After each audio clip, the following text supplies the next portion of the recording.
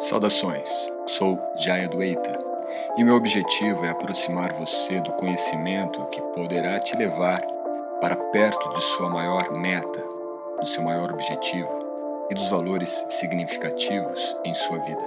Esta nova temporada nós traremos aspectos das tendências do yoga para a nova década, e isto poderá te ajudar, com base filosófica, teórica e prática, a desenvolver o seu mindset para que o yoga seja um instrumento mais adaptável à sua realidade e em sua evolução pessoal.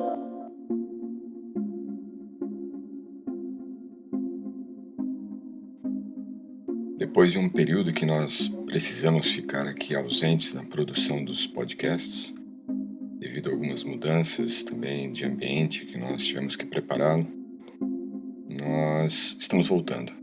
Isto para mim é muito satisfatório e espero que você possa acompanhar o andamento dos próximos episódios e que não desistimos. Naturalmente, esse lapso de tempo que nós tivemos aí de 3 semanas foi realmente algo necessário e que trará resultados melhores ainda para o nosso trabalho aqui com esses podcasts para você, ok? Agradeço então sua presença para mais este novo episódio. E ele é uma continuação ainda dos que nós já vínhamos trazendo para vocês.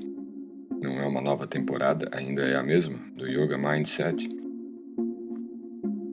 E o tema de hoje, que também ainda é pautado no grupo de versos que nós temos no Bhagavad Gita, capítulo 13, dos versos 8 ao 12, e que falaremos neste episódio sobre uma outra definição muito importante de ser entendida dentro do yoga, dentro da psicologia do yoga, dentro da filosofia do yoga, ou seja, de todo o conhecimento que embasa a prática de um nível mais amplo, profundo e elevado do que é a prática do yoga. O termo tem a sua nomenclatura em sânscrito de Ashakti e significa apego, uma identificação. Mas é um apego, é uma identificação distinta do apego e da identificação que nós temos no plano físico, no plano material, o que já é definido então como podemos pensar numa ideia de ilusão. Quando nós estamos, de certa forma, iludidos com os nossos sentidos,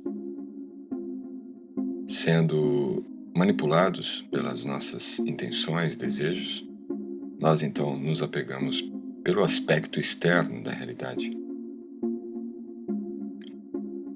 A ideia que traz nesta concepção ilusória, do apego ilusório, ou a aplicação de uma renúncia, tem o termo de Vairagya. Então, Vairagya, como nós já até comentamos aqui em episódios anteriores, ela denota a renúncia ou o desapego dos elementos materiais.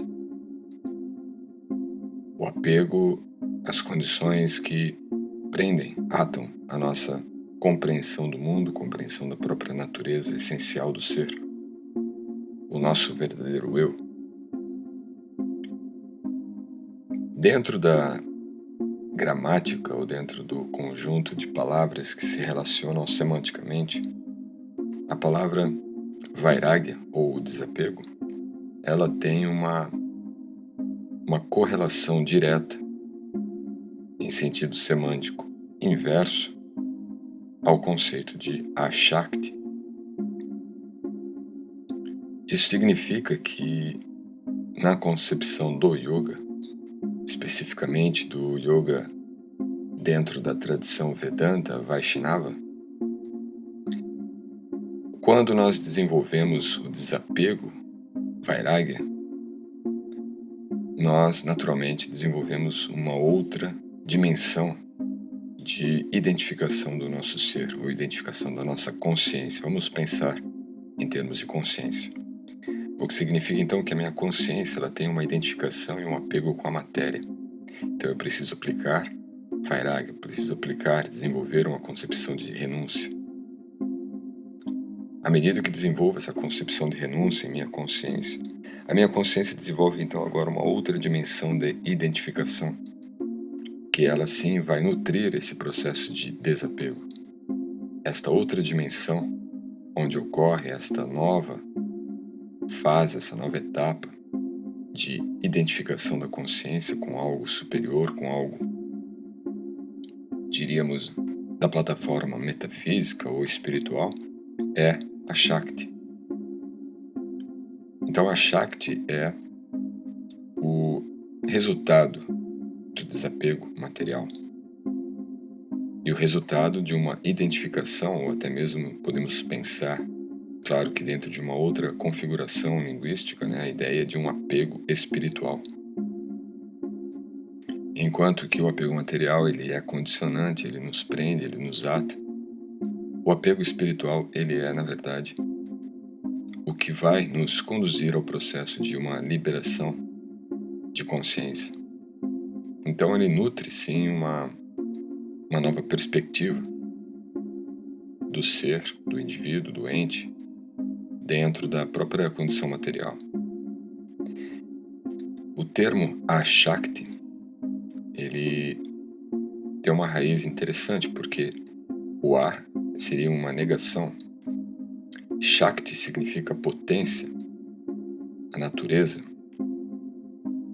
a energia.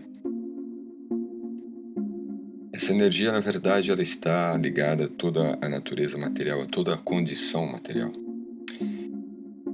Para isso eu vou usar aqui algumas definições da palavra Ashakti dentro da tradição etimológica. E nós temos, por exemplo, na escola de filosofia Sankhya, que é uma das mais antigas, ela vai dizer, dentro do seu aspecto, diríamos, do dicionário, da terminologia, da palavra Ashakti, ela significa incapacidade.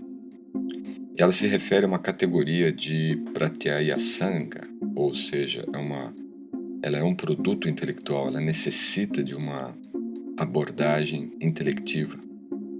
Quer dizer, ela não é meramente uma prática, ela também é uma prática mais sutil, uma prática mais intelectual mesmo, do ponto de vista de uma reflexão, ou dos desdobramentos possíveis a partir da reflexão intelectual e de uma reflexão intelectiva, não meramente o intelectual acadêmico ou o intelectual livresco, mas o intelectual aqui proveniente de uma reflexão mais profunda, de uma meditação mais profunda. E que dentro do processo de Sankhya se entende esta mudança no que é conhecido como Parinama. Parinama são as mudanças e modificações que ocorrem na natureza, em Shakti. E essas mudanças, elas afetam tanto o nosso campo sensorial, as nossas percepções, como também ela afeta a nossa capacidade intelectiva, a nossa capacidade de entender a realidade. E isto dentro da dimensão física, da dimensão material. Ou seja, as mudanças que ocorrem na natureza material, nessa Shakti material, ela promove então uma dificuldade de nós percebermos a realidade, porque o campo de percepção que nós temos está a todo momento mudando. E pela dificuldade de perceber e entender sensorialmente o mundo, a realidade, então há uma dificuldade também de compreender mais profundamente uma estrutura inteligível do mundo.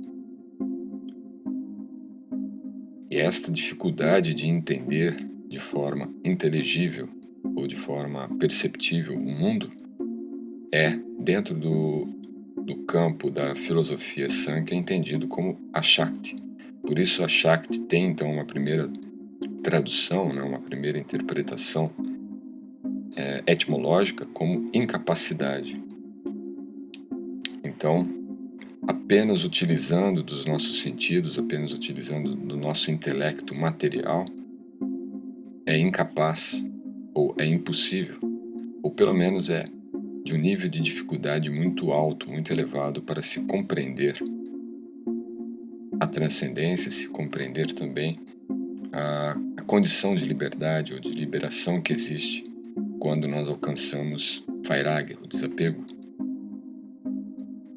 Por isso muitas linhas, muitas filosofias do yoga trabalham o desapego, mas não há uma continuidade, não há um processo posterior à prática do desapego, o que causa então uma certa tendência muito mais proeminente para uma busca de algo impessoal, da natureza espiritual, disforme, amorfa, impessoal.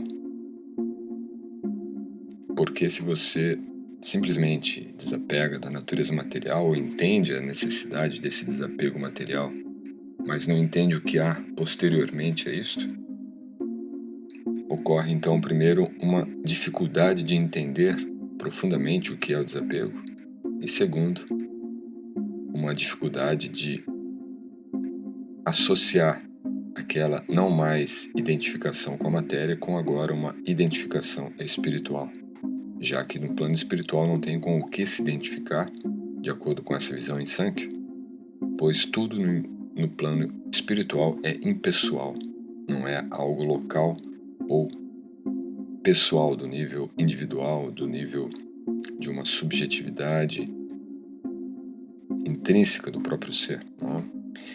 E também nós vamos entender, existe uma gramática especializada no sânscrito, que é a gramática chamada Vyakarana, onde ela também nos dá a ideia de Ashakti como uma incapacidade de pronunciar corretamente determinadas palavras. Isto, então, gramaticalmente, é utilizada a palavra Ashakti para definir aquelas palavras que são quase que impronunciáveis. Ou seja, também indica algo que está além da nossa capacidade física, da nossa capacidade material de entender, ou mesmo de descrever. Então veja que nesses dois exemplos, tanto dentro da tradição etimológica de Sankhya, como também da tradição gramatical de Vyakarana, a Shakti indica então algo que está além das nossas capacidades normais, das nossas capacidades físicas, das nossas capacidades materiais. Isso é um ponto importante, porque podemos entender então que há uma dialética inversa. Para desenvolvermos uma consciência espiritual, uma nossa dimensão espiritual de consciência, há um fator inverso na matéria. É necessário o desapego ou a não identificação com os elementos e fatores condicionantes da matéria.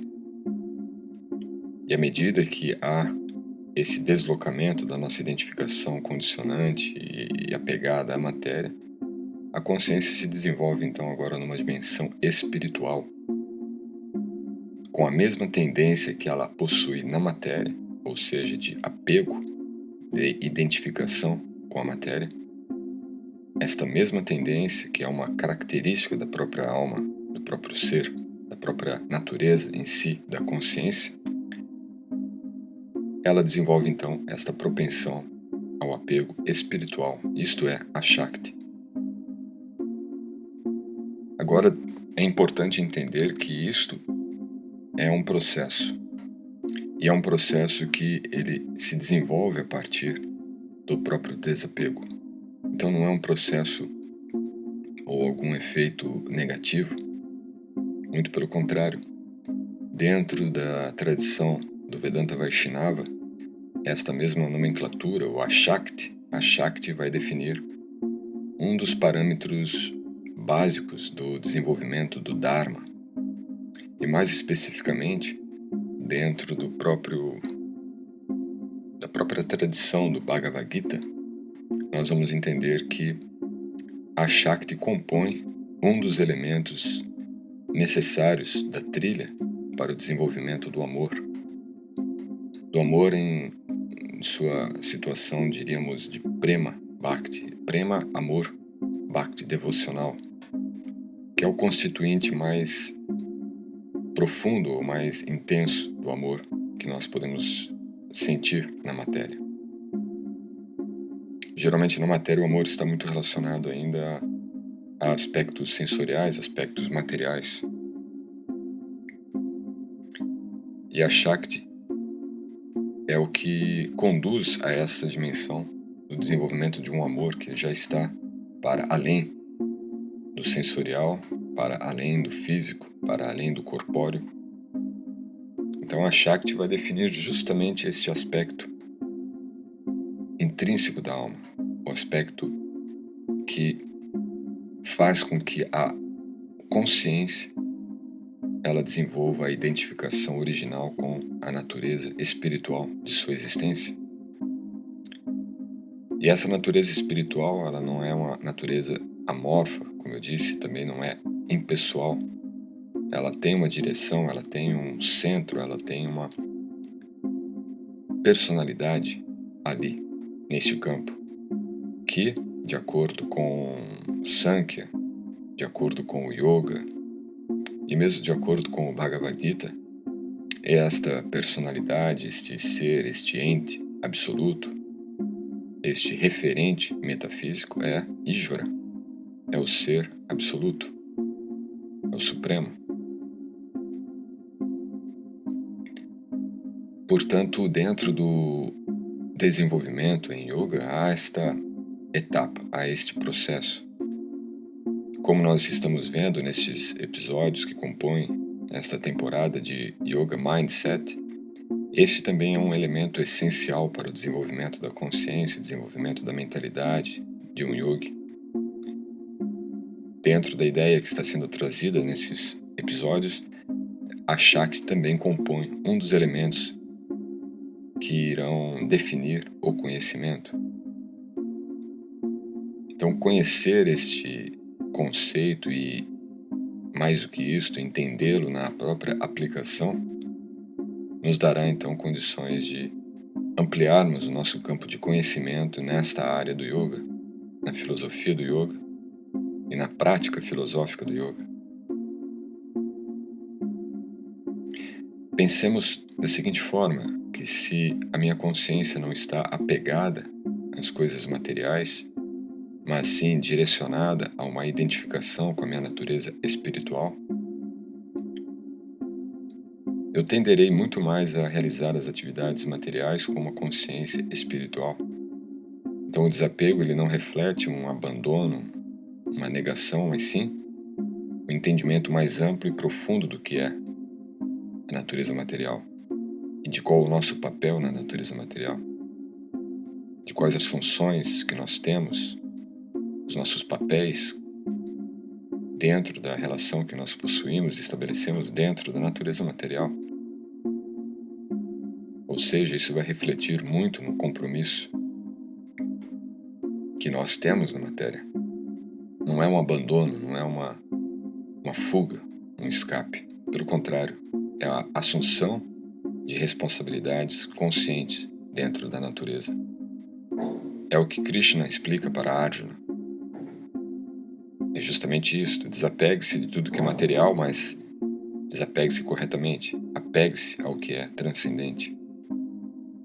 E esse é um tema muito interessante, profundo, de nível filosófico, mas que podemos sintetizar aqui para você no sentido de que toda a realidade em que nós vivemos é uma realidade fenomenal. Existem fenômenos ocorrendo a todo instante, fenômenos de ordem mais densa, do próprio plano físico, como também de ordens mais sutis, como no plano mental, psicológico, energético. No entanto, tudo isto é fenômeno. Por outro lado, existe uma outra dimensão onde ocorrem fenômenos metafísicos, fenômenos transcendentes, fenômenos espirituais. E não digo espiritual no sentido de algo desordenado, mas na mais intensa e profunda ordem das coisas. Estamos falando do plano transcendente, o que na literatura védica é tido como Vaikunta e também como Goloka Vrindavana, que podemos entender como os planos mais elevados da dimensão espiritual, do mundo espiritual. Mundo este, a dimensão espiritual, ela compõe mais de 3/4 de toda a natureza conhecida e possivelmente conhecida pelo homem, pelo ser humano. Então, esta dimensão, que possui um campo fenomenológico transcendente, quando acessado pela consciência humana, pela consciência do indivíduo espiritual, ele então passa a interagir com outro campo de fenômenos, campos de fenômenos estes então que são transcendentes, são espirituais. Ele passa a desenvolver uma identificação com esta nova ordem porque é a ordem natural do seu próprio ser. É como nós pensarmos, por exemplo, de um peixe que está fora do seu habitat, fora do aquário, fora do mar, fora da água. O ser humano é, antes de mais nada, um ser espiritual. E podemos entender que nós estamos, de certa forma, fora de nosso habitat, que é o espiritual.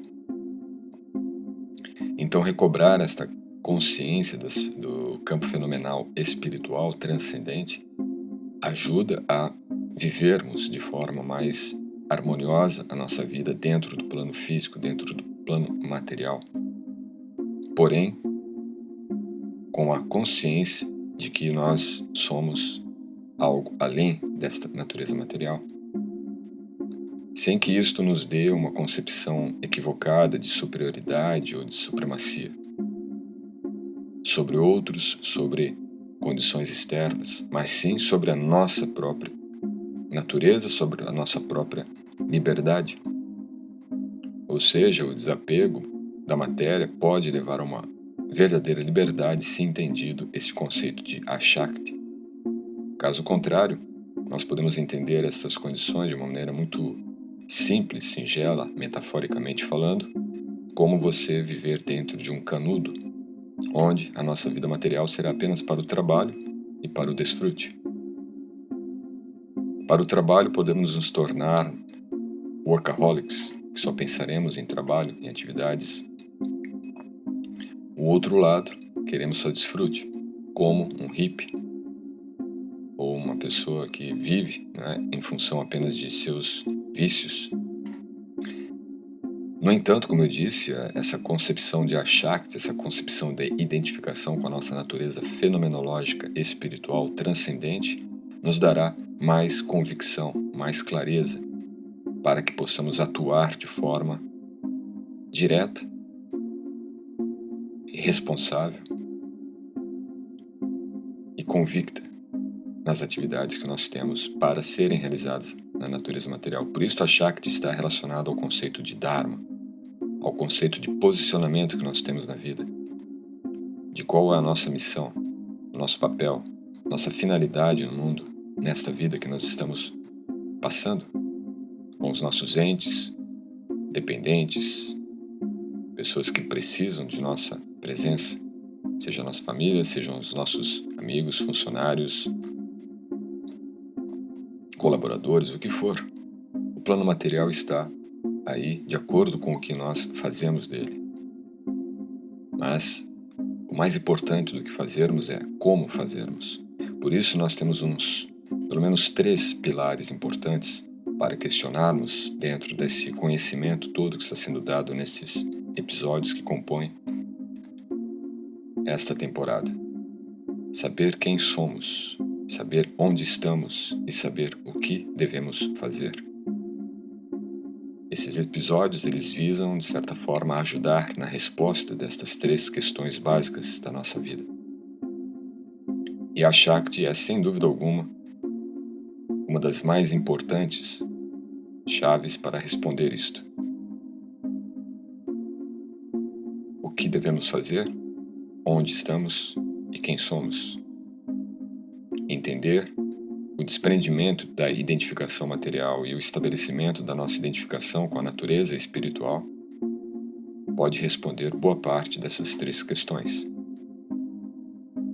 Espero que esta possa ter te ajudado nesse processo de reflexão e de autoconhecimento proposto aqui por esses episódios atuais. Grato por sua atenção. Até o próximo episódio. Namaskar.